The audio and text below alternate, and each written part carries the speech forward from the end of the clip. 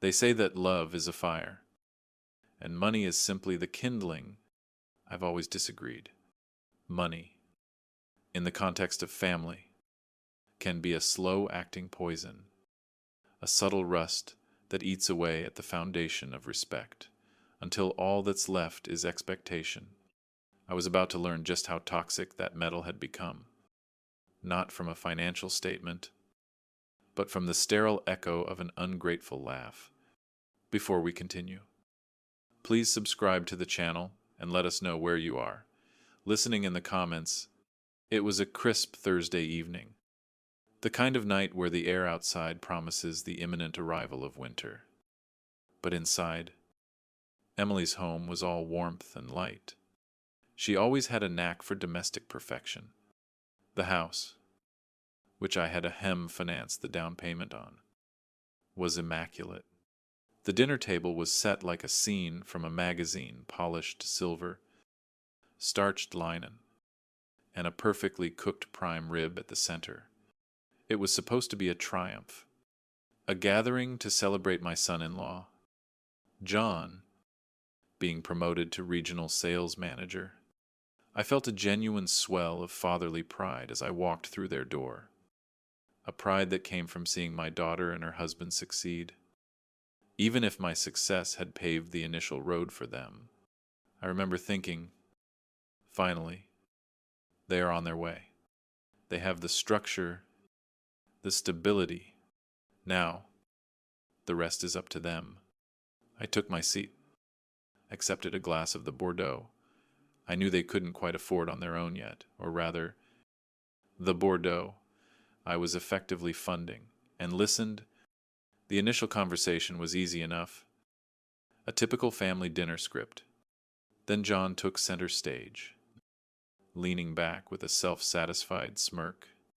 "It's a huge step, Charles," he announced, swirling the ruby-red wine in his glass as if contemplating the universe. Not just a mid-range vintage.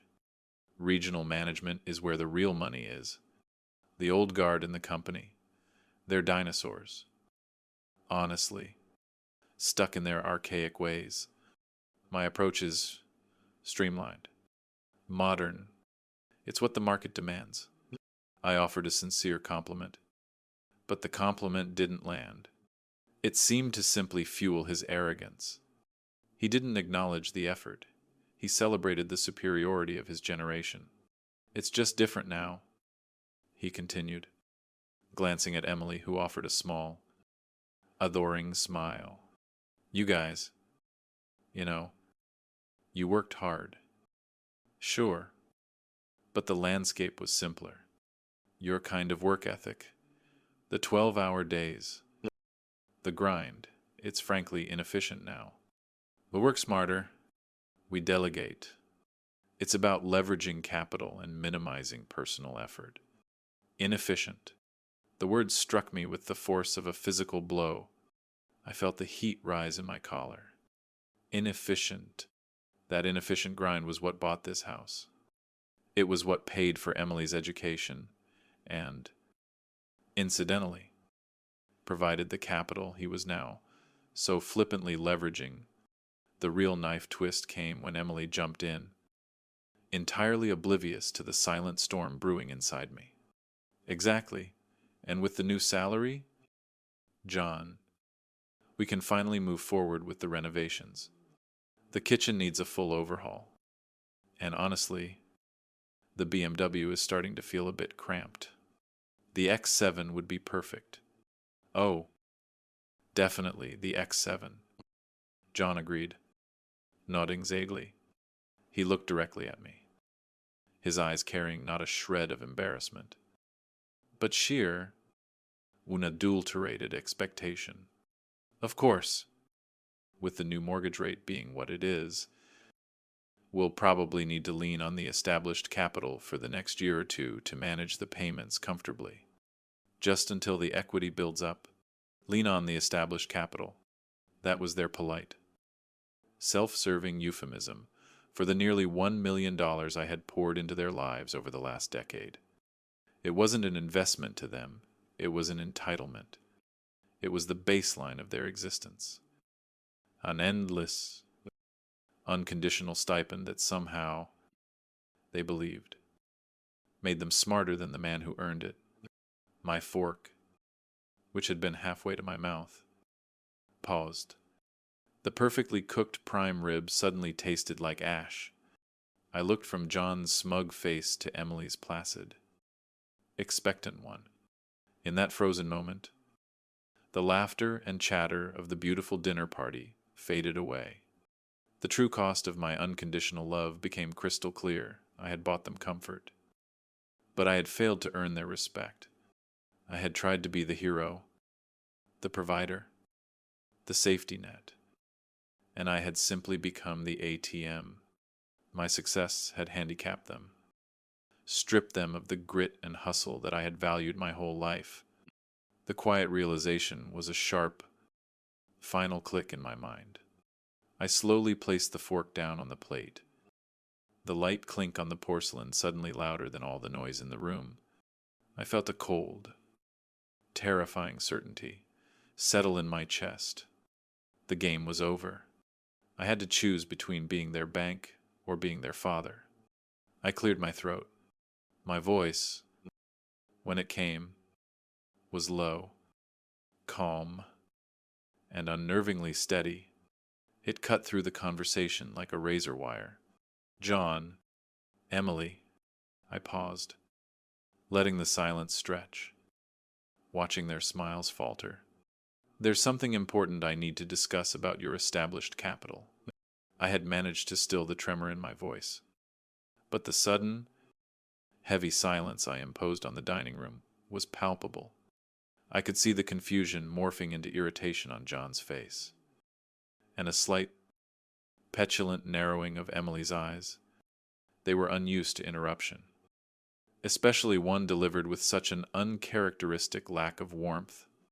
There's something important I need to discuss about your established capital, I repeated, maintaining the unwavering gaze that had served me well through decades of boardroom negotiations. Yes, Charles John prompted, a thin, impatient edge in his voice. He glanced at his watch, an expensive timepiece. Another gift from me. Ironically, as if the serious discussion about his own finances was merely delaying his after-dinner cigar. We were just discussing the X7. I was thinking the custom blue trim, and perhaps if we could just finalize the details of the transfer for the next quarter's payments, it would simplify the budgeting on our end.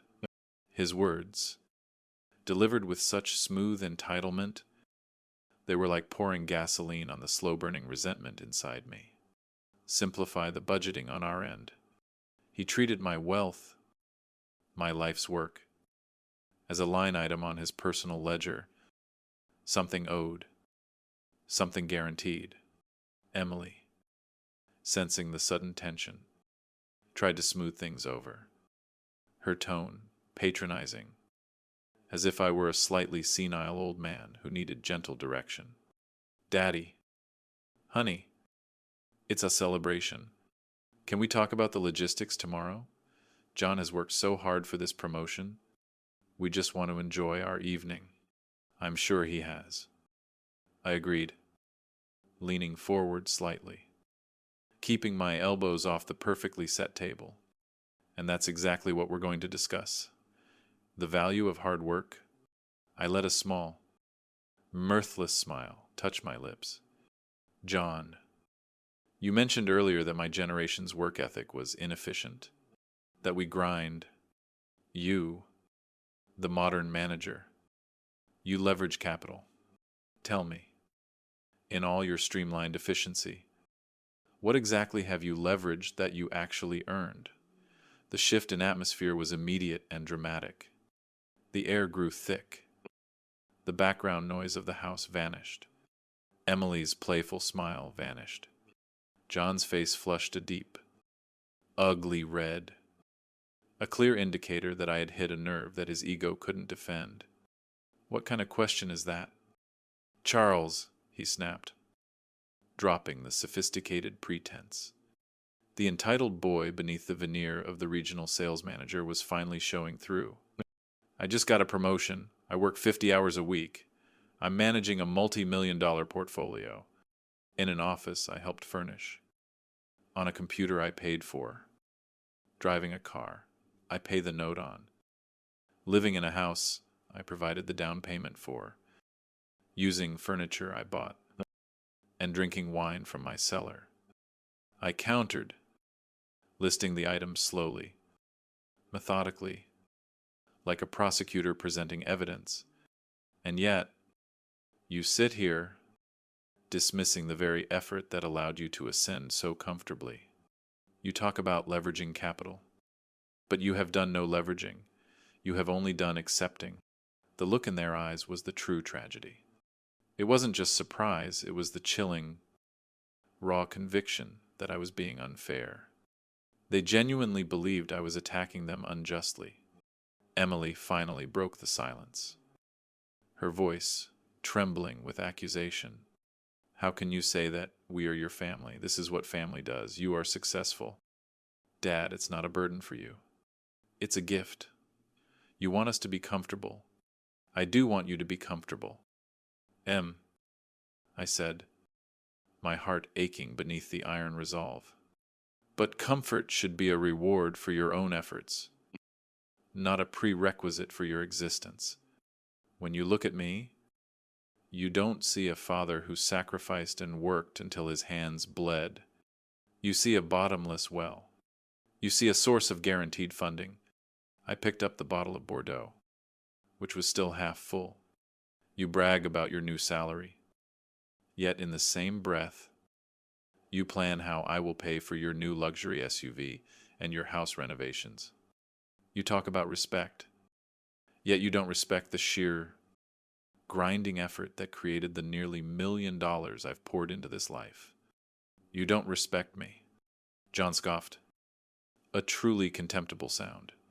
Oh, so now we're on the high horse. Are we? This is about money. Charles, it's always been about money. Don't pretend this is about respect. We're grateful, but we're also your responsibility. You enabled this lifestyle. That was it. That final, venomous, self-justifying declaration. You enabled this lifestyle. I stood up, the chair scraping loudly against the wooden floor. I towered over the immaculate table, over the discarded pretenses, over the ugly truth that had been unmasked. You are absolutely right. John, I said, my voice resonating with finality. I did enable this, and tonight, I'm unenabling it. I looked at my daughter, the child I cherished, the woman who had just called my life's work inefficient, and me a perpetual ATM. I didn't recognize the entitled stranger staring back. This conversation is not just about the X7, or the renovations, or the mortgage, I declared, looking between their two stunned faces. It's about the fact that I bought you comfort, but I failed to earn your respect, and the most valuable thing I own, my respect for myself. I will no longer allow you to diminish it. Effective immediately, I am withdrawing the capital, and with it, the enabling. You are absolutely right. John, I declared, my voice resonating with finality. I did enable this, and tonight, I'm unenabling it. My declaration hung in the air, a physical weight pressing down on the silence. For a long, unbearable moment, no one moved. John's jaw was slack, his earlier arrogance replaced by pure, stunned incredulity. Emily, who had started to rise from her seat in protest, was frozen mid-motion, her eyes wide and wet, staring at me as if I were a ghost.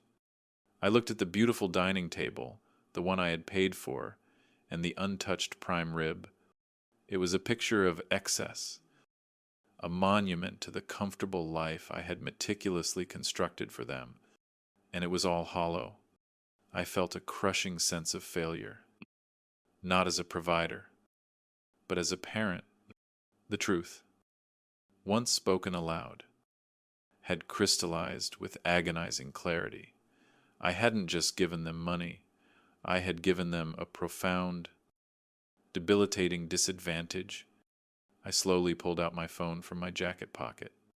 The movement was deliberate, signaling that this was not a theatrical threat, but a calculated, executive decision. Let's talk numbers, shall we? I said, my voice now low, stripped of emotion. The kind of voice I used when a deal was irretrievably going south. The down payment on this house, $250,000. Mortgage payments over the last 5 years. Automatic debits from my account, totaling nearly $200,000. Emily's graduate school tuition, $60,000. John's business venture startup capital, which, bless its heart, evaporated $50,000. The list goes on. Car notes, insurance premiums, utilities. The emergency credit card I paid off last Christmas. Easy. I paused, calculating the sum in my head, a task made easy by the years of meticulous bookkeeping I had done to protect their financial future. It totals out to just under $1 million, $957,000. If we're being precise, all directed into making your lives comfortable. I put the phone down, not with a bang, but with the quiet finality of a gavel. And what did I get in return for investing nearly $1 million? A sneer about my inefficient work ethic and a lecture on how I am obligated to continue funding your desire for a bigger car. My eyes met Emily's crest. The tears were flowing now, but they were tears of shock and self-pity, not remorse. Dad, you can't look at it that way. It's family money. We never asked you to track it. Exactly, Emily, I said, the pain in my chest tightening. You never asked me to track it, because you never saw it as a gift. You saw it as a guarantee. You stopped seeing me as a person and started seeing me as a resource. The money didn't buy you stability. It bought you a crippling sense of entitlement. It fostered a belief that the hard work of others, namely, mine, was the permanent foundation for your easy living. John finally found his voice. A high, panicked whine. You're making this about some abstract principle of respect. This is cruel. Charles, you'll bankrupt us. The mortgage is due in 10 days. Are you seriously going to let your daughter and son-in-law default just to prove a point? His question, intended as a checkmate, actually solidified my resolve. He hadn't asked. How can we make this work? He had demanded. How can you possibly abandon your obligation? Cruelty is allowing you to live a life built on a lie. John, I corrected him calmly. Cruelty is letting you believe that success is handed to you, thereby stealing your opportunity to actually earn it, to feel the pride I felt when I bought my first modest home. That, my dear boy, is the true meaning of enabling. I tapped the table gently. The realization I had tonight is this. The greatest failure in this room is not your lack of respect. The greatest failure is mine. I traded the chance for you to become self-sufficient, responsible adults for the fleeting, comfortable silence that money bought me. I prioritized being the hero with the checkbook over being the parent who teaches tough lessons. I drew a deep breath. That stops now. I will not stand by and watch you drift through life, confident in the knowledge that a safety net made of my years of struggle will catch every single one of your poor decisions. You are both in your 30s. You are educated, healthy, and capable. It is time to stand on your own 2 feet, not on my wallet. I looked at them one last time. My decision absolute.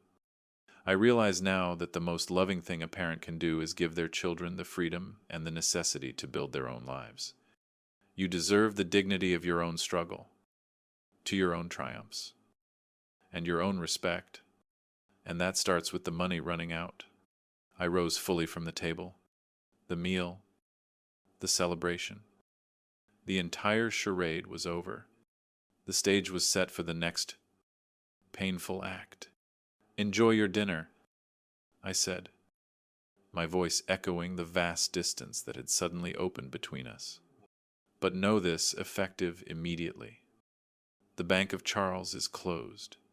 Permanently. I realize now that the most loving thing a parent can do is give their children the freedom and the necessity to build their own lives. You deserve the dignity of your own struggle, your own triumphs, and your own respect. And that starts with the money running out."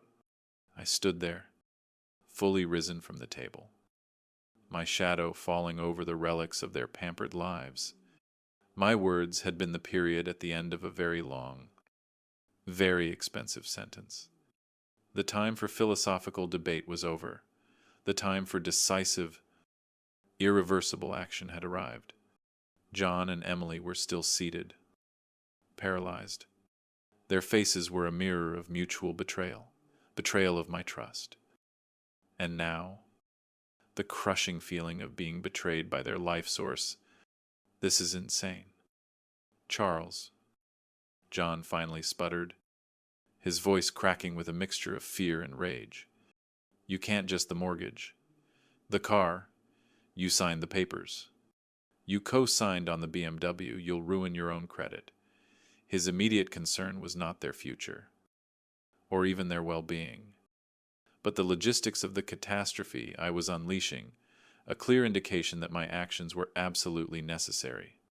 He was still focused on the mechanism of the wealth, not the moral vacuum it had created.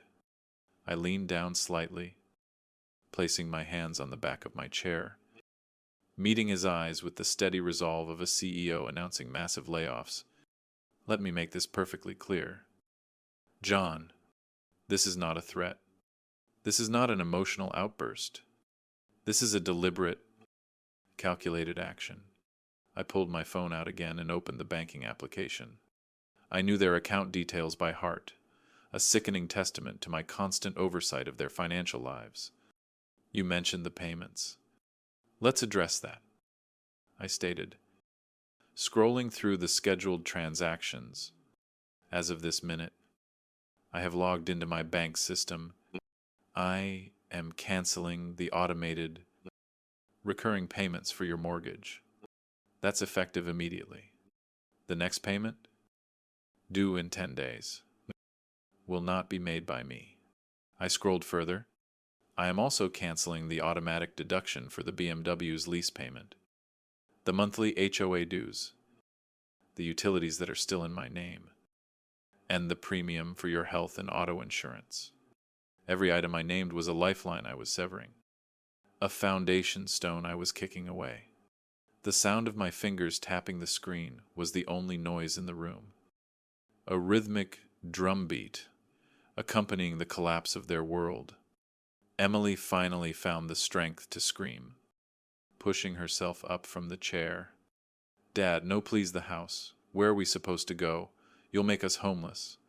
Her fear was genuine, rough, but still entirely self-centered. It was the fear of a child who believes her safety net is gone, not the fear of an adult facing adversity. "You have a choice." "Emily," I told her, my voice unwavering despite the deep agony I felt, seeing my daughter in distress. "You have a beautiful, valuable house. You can sell the house. You can find a smaller, more affordable apartment. You can get a second job. You can do what the rest of the world does when they face financial difficulty. You adjust your expectations and you work harder." I walked toward the coat closet, grabbing my overcoat. I did not look back at the extravagant meal or the ruined evening. Regarding the BMW, "John, you co-signed. You are legally responsible. You have a few days to figure out how to meet that obligation. Or you can do the sensible thing. Sell it. It's an asset, not a necessity. I put my hand on the doorknob. The silence was absolute now. The shock too profound for further argument. I want you to understand one thing before I leave, I said, turning for a final, stern look. I am not punishing you. I am simply removing the illusion that money can buy respect. This is the last check I will ever write for you. The next chapter of your lives, the one that will define your true character, starts tomorrow morning, and you will write it yourselves, from scratch. With that final but cold pronouncement, I opened the door and stepped out into the crisp, unforgiving night air. The warmth of their entitled home was immediately replaced by the chill of a necessary brutal separation. I was alone. But for the first time in years, I felt an extraordinary lightness. The immense, $1 million weight of enabling had finally been lifted from my shoulders. The transaction was complete. Now, the lesson had to begin. I stepped out into the cold, unforgiving night air. The chill was a welcome physical sensation, starkly contrasting with the suffocating warmth of the entitlement I had just abandoned. I was alone, but for the first time in years, I felt an extraordinary lightness. The immense, $1 million weight of enabling had finally been lifted from my shoulders. The transaction was complete. Now, the lesson had to begin. I didn't drive straight home. The emotional volatility of the past hour demanded a cleansing ritual. I pulled over at an empty parking lot overlooking the city lights. The city was a grid of ambition and hard work, the very thing John and Emily had dismissed as inefficient. I had been efficient enough to build a life that now, ironically, threatened to destroy theirs. I pulled out my laptop and placed it on the passenger seat, not trusting the urgency of my resolve to last through the night. The cancellation I'd performed on my phone was just the quick and dirty start. Now, I had to execute the full, systemic shutdown. My fingers flew over the keys, navigating the fortress of my personal and business banking portals. This was not an act of rage. It was the cold, hard mechanics of disconnection. First, the mortgage, the largest liability. I found the automated recurring transfer designated for their monthly payment, scheduled for the 20th of the month. I selected the option, cancel all future transfers. I double-checked the confirmation. The message flashed back. Stark and final future payment series for $X. XXX to Metropolitan Bank canceled. I felt a sharp pang in my gut. A genuine sorrow. That house was my daughter's dream, and I was holding the trigger on its security. But I held firm. The security they craved had to come from within, not from my account. Second, the vehicles. I located the separate accounts handling the lease for the BMW X5 and the insurance premiums. They had treated these luxury vehicles not as expenses, but as inherent rights. I went into the recurring payment schedule for the lease and insurance. Canceled. I even noted the due date 5 days from now. That gave John just enough time to panic, but also just enough time to contact the dealership. Or, more likely, to put the flashy symbol of their debt up for sale. Third, the utilities and bills. These were the insidious, smaller leaks that added up. The automatic deductions for electricity, gas, high-speed internet, and cable packages, all linked to my corporate account for convenience years ago. I spent 15 minutes painstakingly tracking down each provider and redirecting the billing to Emily and John's personal accounts, then immediately canceling my scheduled payments. This step was perhaps the most crucial for the lesson. It wasn't just the big-ticket items. It was the daily friction of adult responsibility that they needed to confront. They needed to feel the sudden, jarring requirement of having to manage 5 separate due dates, 5 separate login credentials, and 5 separate budgets, all the tedious, necessary inefficiency of running a life. As I finished the last cancellation, I leaned back, closing the laptop with a decisive snap. The entire process had taken less than 30 minutes. 30 minutes to dismantle a decade of financial dependency. I hadn't just removed the money, I had removed the entire infrastructure of their comfort. They could no longer pretend. They couldn't call the bank and point to a glitch in Charles's transfer. They would look at their account balance and see the terrifying number, $0 allocated for the next round of bills. The cold mechanics of the decision were now irreversible. The ball was entirely in their court. They had 10 days until the mortgage payment was missed, 5 days until the BMW was in default, and immediately faced a mountain of smaller, pressing bills. They had to choose panic and lash out, or stand up and act. I started the engine, pulling out of the parking lot and back onto the highway. The city lights now looked different. They represented not just ambition, but survival. I was scared for them, profoundly so. But the terror of seeing them become permanent, entitled children, was far greater than the fear of their temporary discomfort. The die was cast. The painful silence would now begin. The engine hummed softly as I pulled away from the curb. In the rearview mirror, the lights of Emily and John's beautiful, now financially vulnerable, home receded. I had just initiated a controlled demolition of the life I had helped them build, and the painful silence I had anticipated was quickly replaced by a furious cascade of incoming messages. My phone, which I had silenced during the drive, began to vibrate incessantly, a frantic drumbeat of their initial RAF reaction. I waited until I was safely home, sitting in my quiet study. Before I looked at the screen, the initial messages were a predictable, escalating mix of panic, disbelief, and hostility. Asterisk, asterisk. First, John, Charles. This is insane. We need to talk. Call me now. Asterisk sent 10:15 p.m. asterisk. You can't do this to us. You said you loved Emily. You're putting us in a serious financial liability. This isn't a joke. Asterisk sent 10:20 p.m. asterisk. The mortgage, the bank will flag this. You will ruin your own credit rating. Reactivate the payments immediately, or I will have my lawyer contact you. Asterisk sent 10:25 p.m. John's reaction was purely transactional, focused solely on the financial damage and the perceived legal threat. He hadn't mentioned respect, or family, or even Emily's distress-only lawyers and credit ratings. It confirmed every awful suspicion I had harbored. Asterisk, asterisk.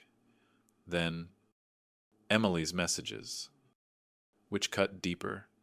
Asterisk, asterisk, asterisk. Dad. How could you? I'm your daughter. After everything, you were supposed to be here for us. Asterisk sent 10:30 p.m. asterisk. I cannot believe you are punishing us like this over a stupid dinner conversation. This is cruel. I thought you were better than this. Asterisk sent 10:35 p.m. asterisk. We have 10 days until we lose the house. 10 days. Dad, you are choosing money over your own family. You have completely betrayed us. Asterisk sent 10:40 p.m.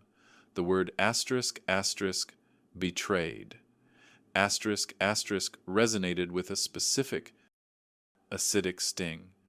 To Emily, the unwritten contract of our relationship was that my financial support was unconditional and eternal. By removing the safety net, I hadn't simply withdrawn money. I had breached what she considered the sacred trust of a wealthy father. She had equated love with continuous financial enablement. I resisted the urge to reply. Any dialogue now would only turn into a defensive shouting match. allowing them to distract from the core issue by focusing on my perceived malice. I knew that the lesson could only sink in when the consequences became real, tangible, and terrifyingly immediate. The next day, the calls started. They were relentless. I let every single call go to voicemail. I listened to the messages later, treating them as audio evidence of the psychological impact of my decision. John's voice morphed from aggressive defiance to desperate pleading. "Charles, I tried to call the bank. They say the recurring payment authorization has been revoked. I don't have the funds for the mortgage payment. I don't. We'll be short by $8,000 just this 1 month. Please, we'll figure something out next month. I promise." Emily's message was a heartbreaking mixture of tears and resentment. I had to drive my old clunker today because I couldn't risk the BMW being towed. John is freaking out. He's yelling at me. "This is your fault. Dad, you've ruined our marriage and our lives. You have to fix this. If you don't, I don't think I can ever forgive you." Her words, asterisk, ruined our marriage, asterisk, were intended to inflict maximum emotional pain. A fina, manipulative push to break my resolve. But they failed. They solidified it. I realized that my financial support had been a wedge, preventing them from facing the normal, necessary pressures of adult life that force a couple to communicate, compromise, and truly rely on each other. If their marriage couldn't withstand the pressure of a single unpaid mortgage, it was already built on sand. I sat there, the phone heavy in my hand. I felt the profound weight of my loneliness, a self-imposed exile from my own children. But beneath the pain, there was a tiny, persistent flicker of hope. I had given them a genuine crisis, a raw piece of reality.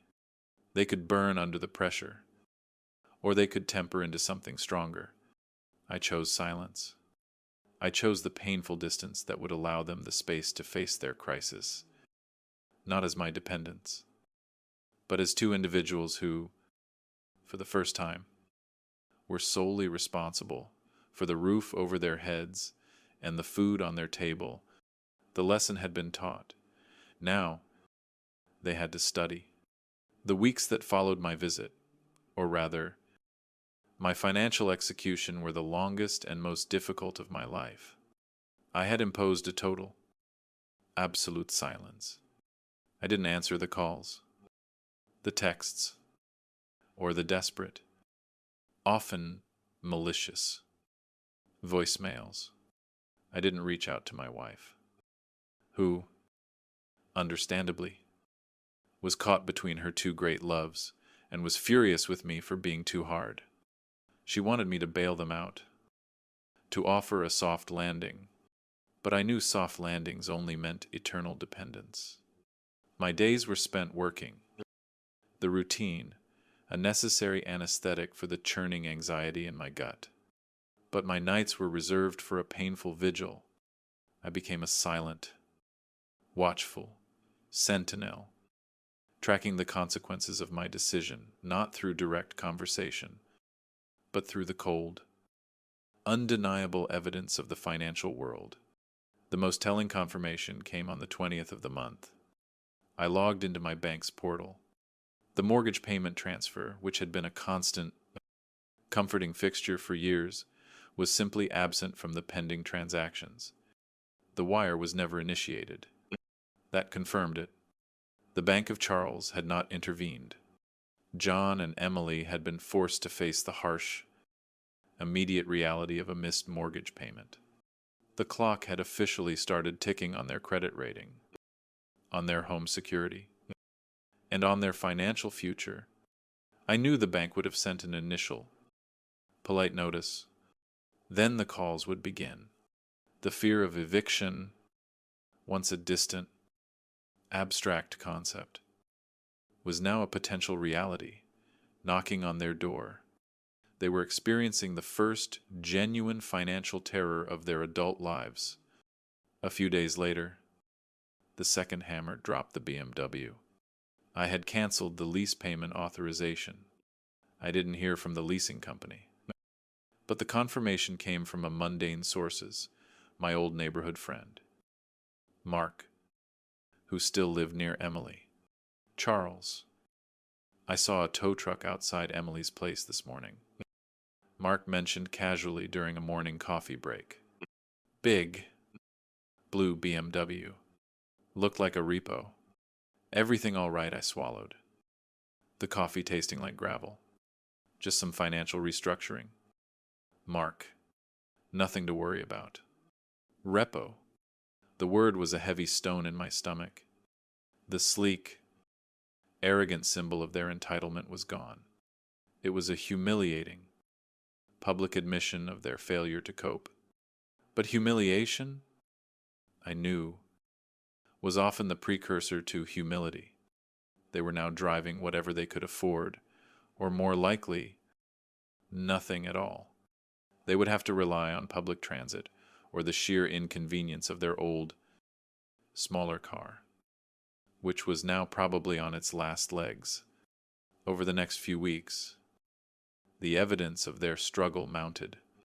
I stopped seeing photos on social media of their expensive dinners out, the invitations to Sunday brunch, which they always hosted with the tacit understanding that I would pick up the tab for the ingredients, ceased entirely. They were withdrawing, forced into a tight, uncomfortable circle of self-sufficiency. My heart ached with every piece of circumstantial evidence. I saw my daughter forced to trade her manicures and frequent shopping trips for stress and worry. I saw John, who considered himself too important for menial tasks, having to look for extra work, perhaps even a second job that demanded the very grind he had mocked me for. It was torturous. I felt like a medieval inquisitor, deliberately inflicting pain to save their souls. My wife continued to plead my case. They're selling things. Charles, Emily had to sell her grandmother's bracelet to cover the utility bill. Is this what you wanted? She cried one evening. No. I didn't want the bracelet sold, I said, my voice heavy with exhaustion. I wanted them to realize the difference between a necessity and a luxury.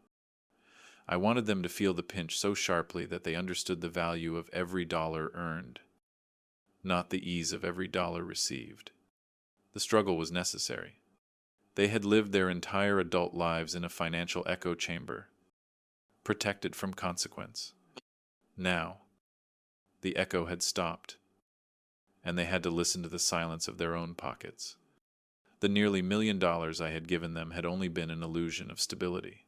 The financial instability they faced now was the first terrifying step toward genuine, self-earned strength. The process was ugly, but I held on to the hope that the struggle was forging the character I had failed to instill. The process was ugly, but I held on to the hope that the struggle was forging the character I had failed to instill. I had severed every financial tie. And now, weeks later, the cold, painful silence was beginning to yield something new. The faint, hesitant sound of effort. The first month of my self-imposed exile was a blur of anxiety and guarded optimism. I knew the exact date the mortgage payment was officially late. I knew the day the bank began calling. But then, the storm of furious messages and pleading calls from Emily and John began to subside. The silence, initially menacing, became less volatile. It was the quiet of people who were too busy surviving to rage. The first concrete sign of change came, ironically, through my wife.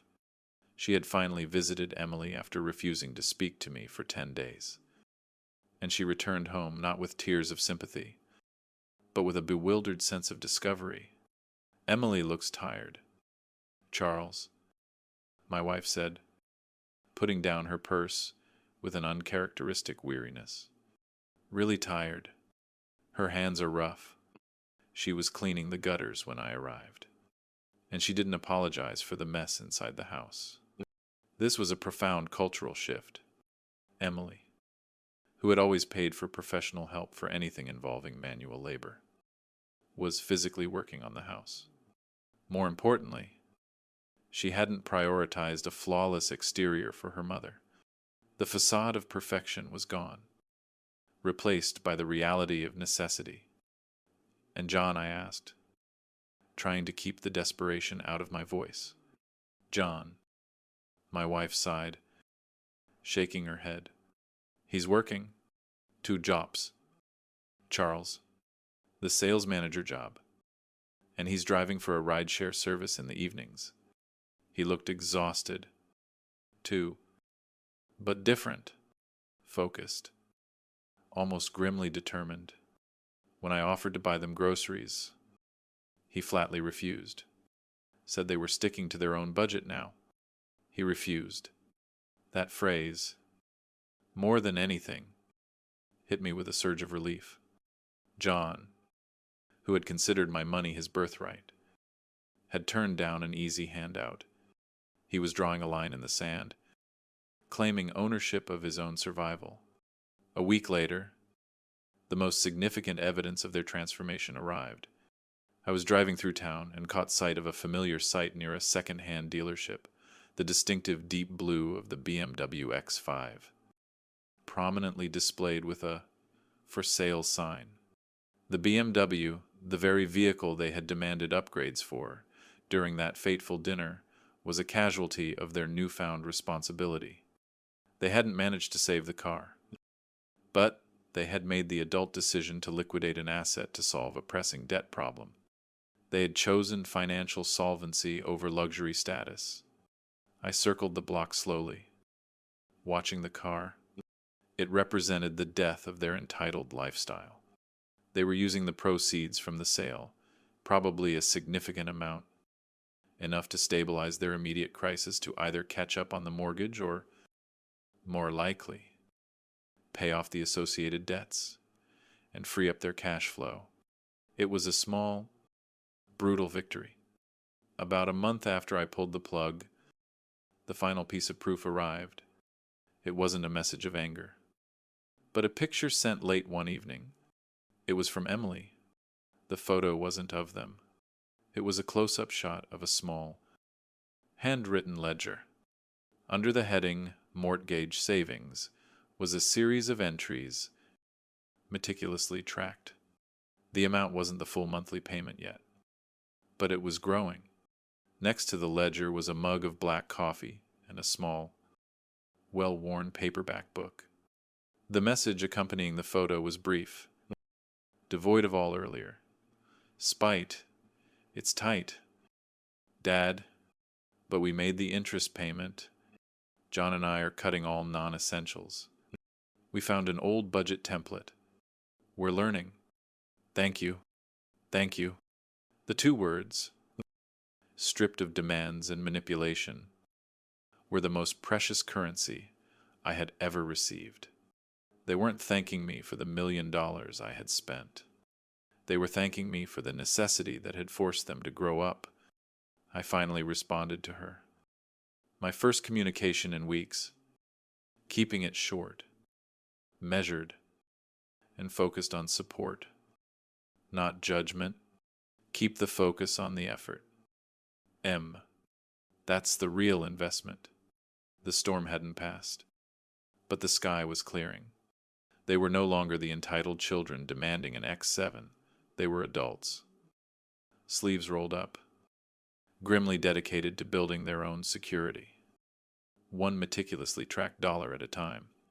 The shift from dependence to self-mastery was ugly, difficult, but undeniably, beautifully underway. The shift from dependence to self-mastery was ugly, difficult, but undeniably, beautifully underway.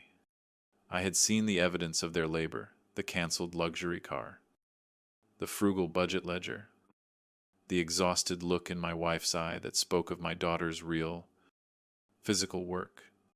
I knew they were surviving. But the true measure of success wasn't solvency. It was the reclamation of respect I knew the lesson was fully learned, only when they reached out not for money, but for genuine connection. The call came 3 months after the dinner, a Tuesday evening, long after business hours. It wasn't Emily's tearful plea or John's angry demand. It was a simple, scheduled phone call request sent via email. Dad, can we talk? Just you and me? No agenda. John, I accepted. The time had finally come to end the silence. John called precisely at 8. I answered, my heart thumping a heavy rhythm against my ribs. Hello, John, I said, my voice steady, though I felt anything but. There was a long pause on the other end, devoid of the quick, entitled banter I was used to. When he finally spoke, his voice was muted, hesitant, and entirely stripped of the arrogant swagger that had defined him. Charles, thank you for taking my call. Of course, I replied. How are things? He didn't offer the usual vague platitudes. He gave me the honest, brutal truth of his reality. Hard, really hard. The mortgage is current, but we had to put a payment on a short-term loan. I'm driving rideshare 5 nights a week. Emily is tutoring online to pay for groceries. We sold the BMW to clear some debt and bought a used economy car. We're surviving on our own.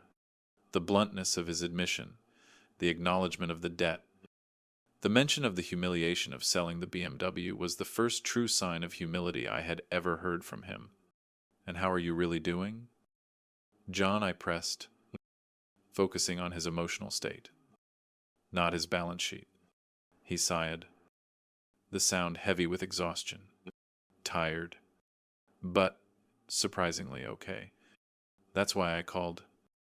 Charles, I needed to say 2 things, and I needed you to hear them, without argument or conditions.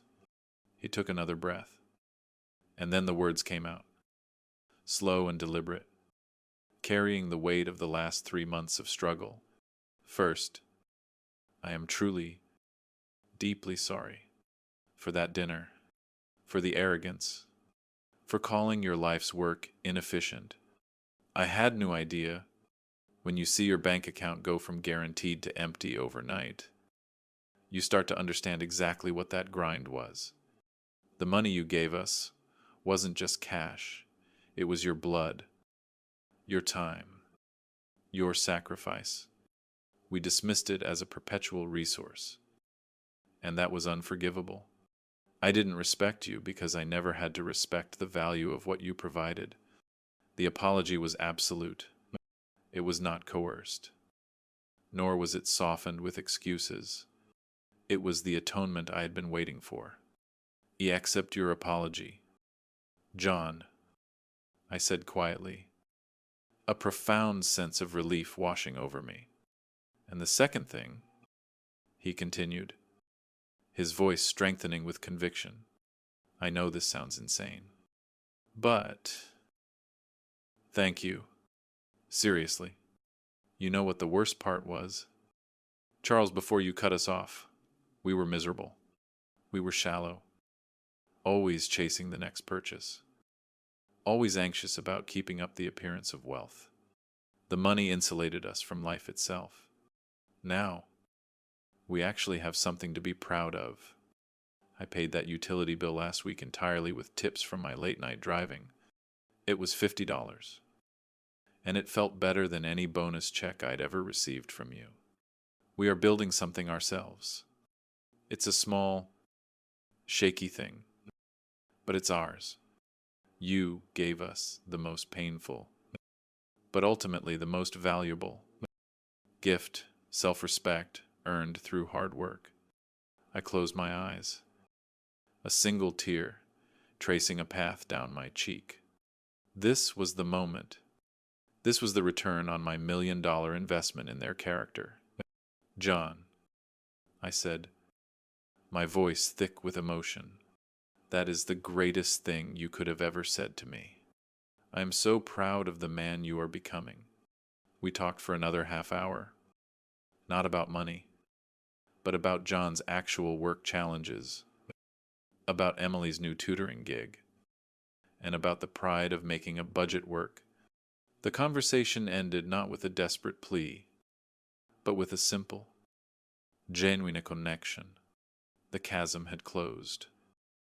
Not because I had crossed back to them with my wallet, but because they had finally built a bridge of their own. The stage was now set for the final, triumphant realization.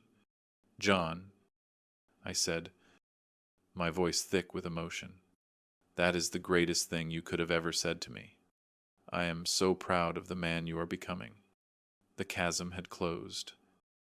Not because I had crossed back to them with my wallet, but because they had finally built a bridge of their own. The stage was now set for the final, triumphant realization, the true meaning of independence. Our conversation with John lasted well into the night. It wasn't about the logistics of debt or the price of their new, smaller car. It was a father-in-law and a son-in-law talking about the dignity of work, the unexpected satisfaction of frugality, and the quiet pride that comes from surviving a self-made crisis. The final act of reconciliation came 2 weeks later. Emily invited me over for dinner, not a celebratory roast, but a simple, home-cooked meal. As I walked into their house, the atmosphere was completely transformed. The house was still beautiful, but the veneer of sterile perfection was gone.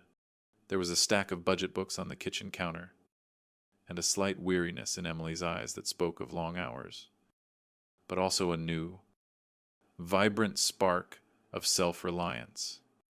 The dinner was modest, but delicious. John and Emily insisted on paying for the ingredients, making a point of it, and I let them. They didn't ask about my business, or their inheritance, or any future financial help. They talked about their goals. John was saving for a down payment on a small investment property, and Emily was putting money aside for a low-cost community college course on small business management. We decided to sell the house. Dad, Emily said simply, looking at me without fear. Only determination. It's too much overhead, and the mortgage is too stressful. We found a great 2-bedroom condo nearby. We'll be downsizing, but we'll own it outright with the equity from this place. Cero that. It's scary, but it feels like breathing fresh air. This was the ultimate victory. They were using their assets and their intelligence to create financial freedom, not financial spectacle. That, I told them, raising my glass of water, no expensive Bordeaux that night, is the smartest decision you've ever made. As I sat there, observing the quiet teamwork between them, John clearing the plates, while Emily discussed their new saving strategy, the last remnants of my guilt dissolved. The burden of being the sole provider, the weight of being the silent guarantor of their life, had finally lifted. I wasn't their crutch anymore. I was their father, their mentor, their support, but not the one who held everything together. They had done that on their own, driving home that night. The answer to the question that had plagued me for months finally presented itself.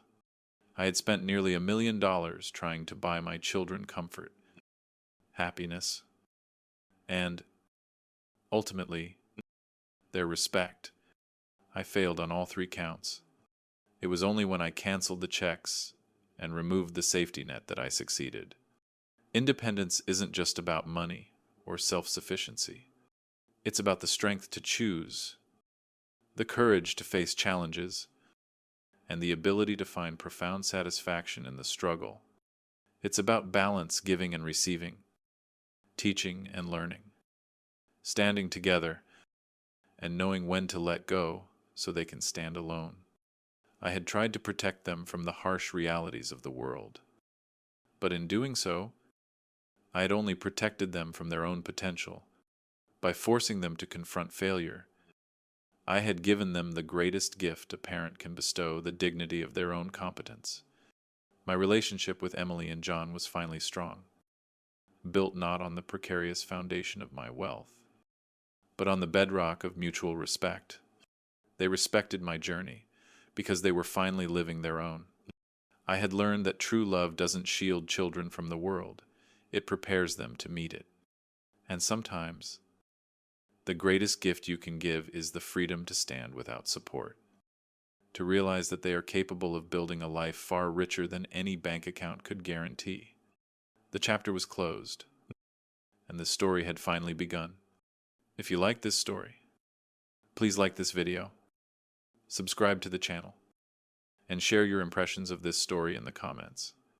To listen to the next story, click on the box on the left. Thank you for watching.